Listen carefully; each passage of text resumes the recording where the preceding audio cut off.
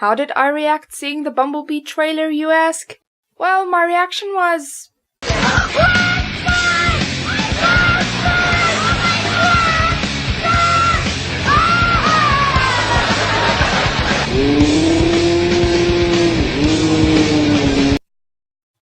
pretty normal.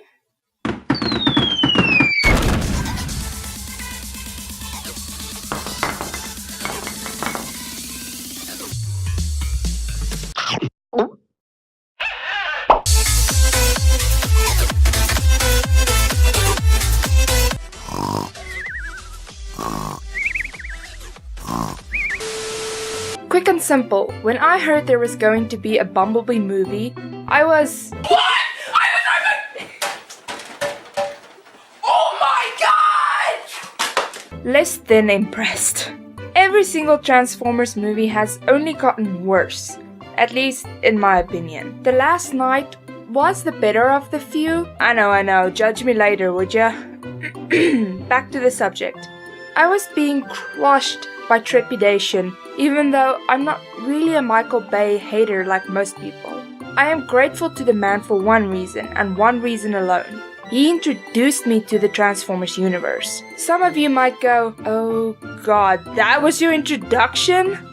Poor girl.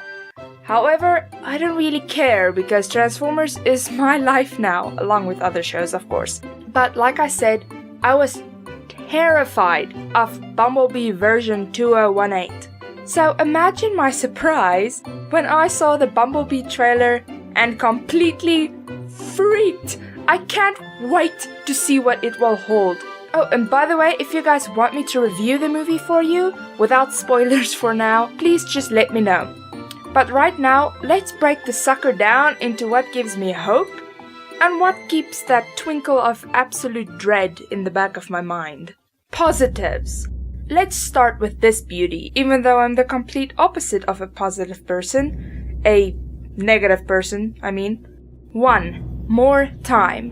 What I could not stand about the previous Transformers movies was not the stereotypes or the over-sexualization of the female characters. I was a bit busy ogling Ironhide and later Optimus 2.0, so I didn't really notice.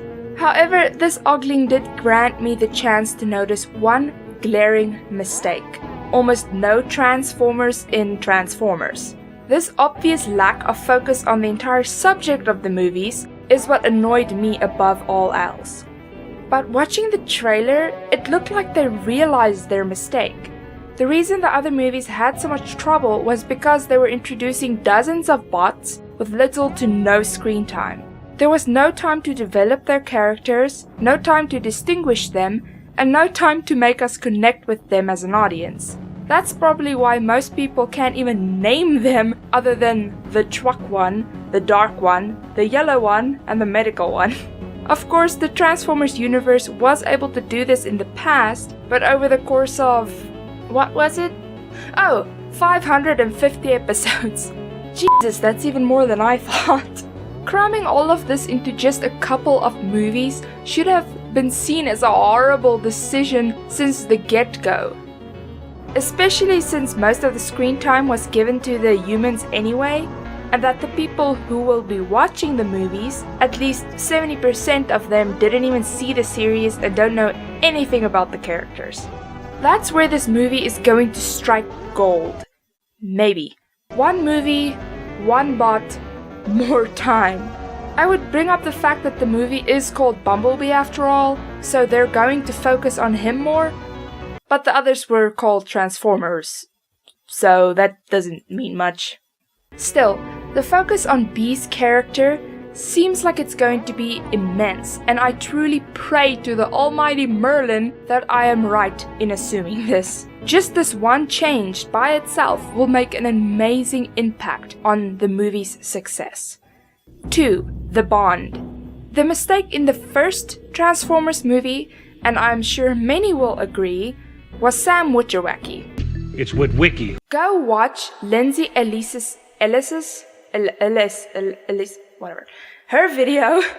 She explains his problem better than I ever could. Sam Witwicky's character was, in all, a terrible decision. It's with Wiki. Not necessarily because of how he behaves or what his personality is, but the fact that it completely clashes with Bumblebee as a character. The bond they created in the movie was not sensible, not logical, and made absolutely no sense. Yes, I just said the same thing 3 times. Then, how did it happen, someone might ask? Well, to make it happen, Bee is portrayed as a teenage troublemaker with a heart of gold that will accept everyone, and did so with Sam the first time they met. For some reason. The Bee movie, however, doesn't look like it's going to follow this method at all. At nothing but a leap of faith, I conclude that this movie is going to focus on the bond between Bee and the protagonist and how it clicks, rather than forcing a connection on the audience. A great example of this is the scene where the protagonist seems to first see Bee transform. Who are you? She said who, not it. A single word displays a lot more promise than was ever shown by Bee trying to serenade Michaela for Sam Whitney. It's with Wiki. 3. Of course, Bumblebee! Or rather, his design mostly. I think it's incredible compared to the previous Bay movies. From what we see in the trailer, he looks a lot more authentic to the original Bumblebee generations, and I do believe that's where the money's going to come. He just looks like Bumblebee. I really don't know what else to say. Also, like I pointed out before, they really reduced Bumblebee to a teenager in the previous movies. And although we don't get to see a lot of his personality in the trailer, it looks like we'll be getting a positive change. I really do hope they didn't just frame him this way in the trailer.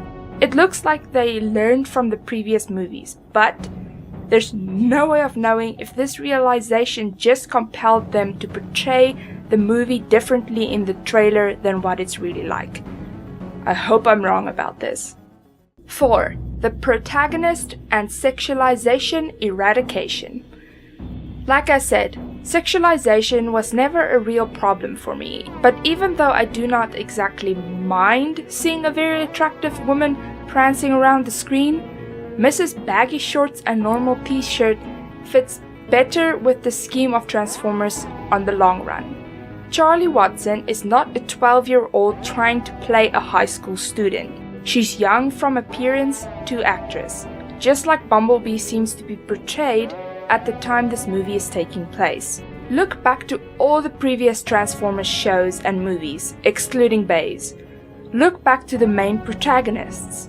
I guarantee at least 85% of main humans were young, where the others were grown-ups, but the shows sucked.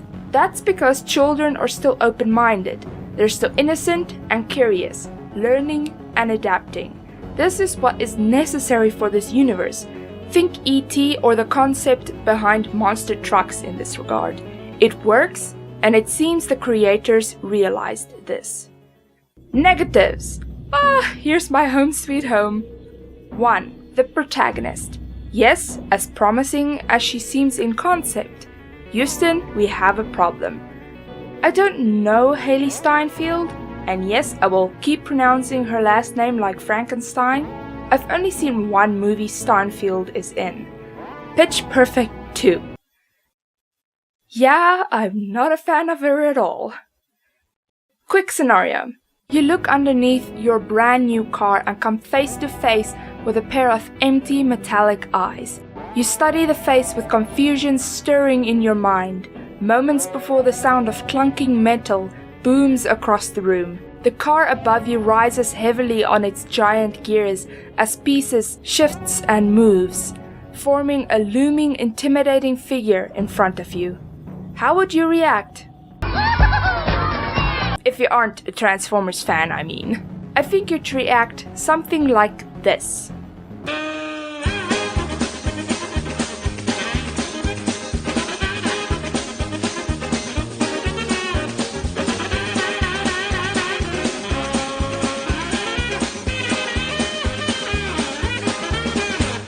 No, I'm totally kidding. That's what the actress thought would be appropriate. I literally have no expectation for this character, since trailers usually only contain the best parts of them as well. Not even a little scream? I mean, come on! 2. Timeline trouble. If you're like me, and you actually enjoyed the Transformers movies, this entire movie is dangerous.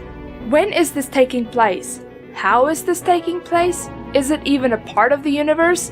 And does it possibly go against the universe then? As well as, how many plot holes are there? And if this is the same universe, I am very impressed with Bumblebee's shape-shifting abilities. Really, I don't know why companies keep making movies that are based in the past of their already established universes. It raises many more questions than those they answer. I don't even like flashbacks, and then you practically make an hour-long flashback? How could you do this to me? 3. Bumblebee. No, not the character, the actual bug. Just this one little scene in the trailer worries me. I don't think they'd go to such an extent that they'd make the protagonist name him Bumblebee because she saw bees under him, but this entire visual is just corny and tacky, and I don't know what they were thinking. It makes me dread that there might be more stuff like that in the movie. Dear Merlin, please don't make me write. 4. Comedy. Just one scene, and I think we're going to get the same watered down, over-milked humor that we've gotten in all the previous Transformers movies. I mean, why? Why was this put in here? If they're going to make some dumb joke about him not liking the song, I am going to walk right out of the damn theater! All in all, however, this movie seems like it has more promise than it does a promise? I don't know what the lack of promise is called. My first language isn't English, okay? Give me some slack!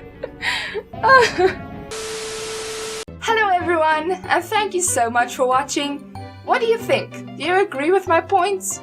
Leave your hate in the comments below. Love is welcome too.